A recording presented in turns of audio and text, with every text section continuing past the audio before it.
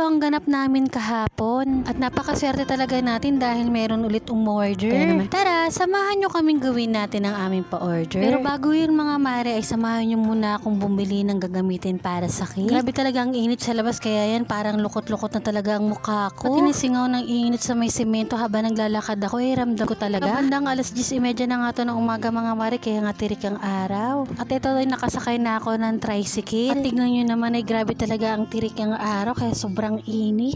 Naman nakuha ng mga mare kung paano ako bumili ng mga materials para sa cake dahil nga nagmamadali na ako. At ito pa lang mga mare ang ginagamit kong whipped cream at napakasarap talaga nito at mga gaganda talaga ang mga feedback nito sa aking mga buyer. Simula talaga ng maganda ang mga feedback ng aking mga buyer sa ACC ay ito na talaga ang ginamit ko sa aking mga cakes. At syempre mga mare, bukod sa masarap siya ay mabilis lang din siyang gawin. Tapos napaka-stable talaga to at lumalaban talaga to lalo na ngayon na sobrang init ng panahon. Ganyan ko pala siya ino-open mga mare, hinihiwa ko lang siya sa itaas tapos diretso sa may gilid at pababa para mabilis din siyang makuha mga mare. Ang ACC pala mga mare is space base pala ito. Tapos pag tinanggal mo siya sa may lagayan ay hindi pa siya dumidikit at wala masyadong tira-tira. Kaya sa mga partner ko din ng mga home baker ay lumipat na kayo sa ACC at sigurado talaga hindi kayo mapapahiya. Uunahan ko na kayo mga mare, ang video na to ay hindi bayad, sinasabi ko lang po sa inyo yung experience ko dito sa whipping cream na ito. At alam nyo ba mga mare, sobrang saya ko din talaga dahil napakabait talaga ng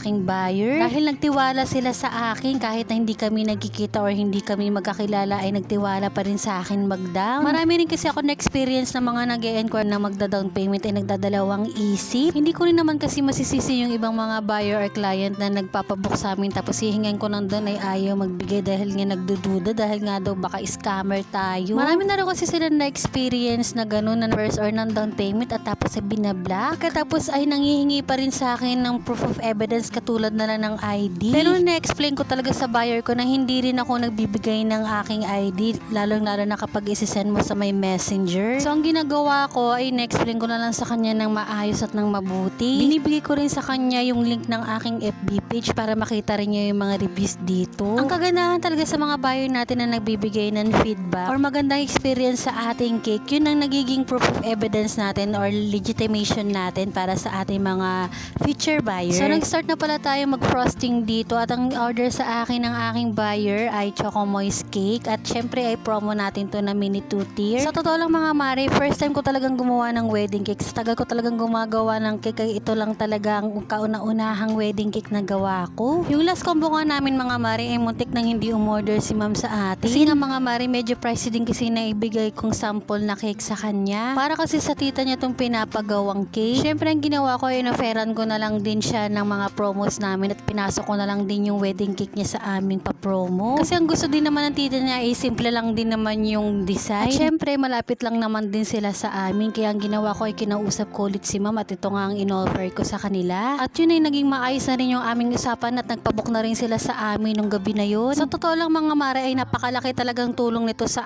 amin. Kasi nga sa sobrang hirap ng buhay ngayon ay talagang magtsatsaga ka talaga at didiskarte ka para lang kumita ng pera. At syempre nga nanay nga tayo, kailangan nating gawin ang ating obligasyon sa ating pamilya. Nung una nga mga mare, akala ko ay susuko na rin ako sa pagbibake na to kasi nga medyo nahihirapan na akong maghanap ng buyer. Nag-isip nga ako dati mga mare kung ibebenta ko na ba tong mga gamit ko sa pagbibake. Kaya lang ay naisip ko na rin na napakalaki na talaga ng tulong nito sa amin. Sabi ko sa sarili ko ay wag na lang at hahanap na lang ako ng ibang mararakit. At alam nyo ba mga mare ay napakasarap talaga sa pakiramdam lalo na kapag meron taong sumusuporta sa'yo. Lalong-lalo na yung talagang pasuko ka na at gusto mo nang itigil yung ginagawa mo. Bukod talaga sa pamilya ko mga mare ay meron talagang taong sumusuporta sa amin. Yun bang tao na hindi mo naman siya nakikita o nakilala kahit kailan? At tapos ay doon ka lang niya nakilala dahil nga palagi siya nakasubaybay at nanonood sa iyong vlog. Ang sarap pala talaga sa pakiramdam no, kahit na hindi ka pa sikat ay meron na talagang nakakakilala sa'yo. Sa lahat po ng nagko-comment sa amin at nagbibigay po ng suporta sa amin, pasalamat po talaga kami. Lalong-lalo na po sa mga nakakakilala sa amin at sinusuportahan nga kami. Araw-araw ko nga po talagang binabasa yung mga comment at isa-isa ko po talaga yan nire-replyan dahil nga po gusto ko talagang magpasalamat sa inyo. Kung hindi po dahil sa inyong mga nanonood mga mare ay wala po kami dito. Kaya po maraming